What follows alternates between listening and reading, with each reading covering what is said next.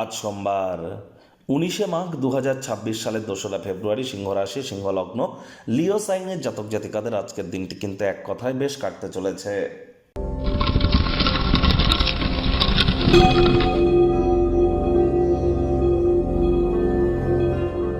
ভিডিওটির শুরুতে স্ক্রিনে আপনারা দেখতে পাচ্ছেন দেবাদিদেব মহাদেবের রুদ্র গায়ত্রী মন্ত্র। ওম তৎপুরুষায় বিদ্মহে মহাদেবায় ধীমহি তন্ন রুদ্র প্রচোদয়াৎ। এটি সকাল দুপুর সন্ধ্যা 3 বেলা মিলিয়েই আপনারা 108 বার জপ করুন।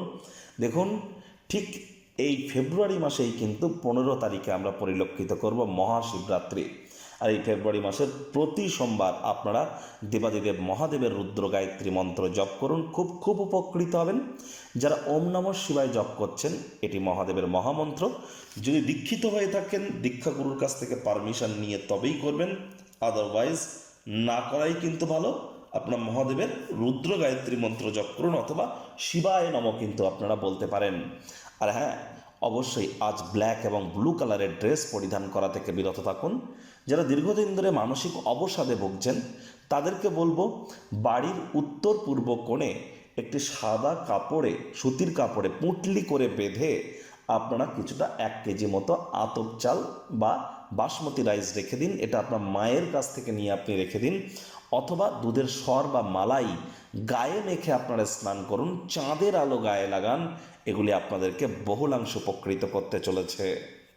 ভাগ্য মিটার আজ আপনাদের বলছে 7.5 আউট অফ 10। ভাগ্য আপনাদের অনুকূলেই থাকবে। স্বাস্থ্য এবং কর্ম, এই দুই ব্যাপারেই আপনাদেরকে একটু সাবধানতা অবলম্বন করেই চলতে হবে।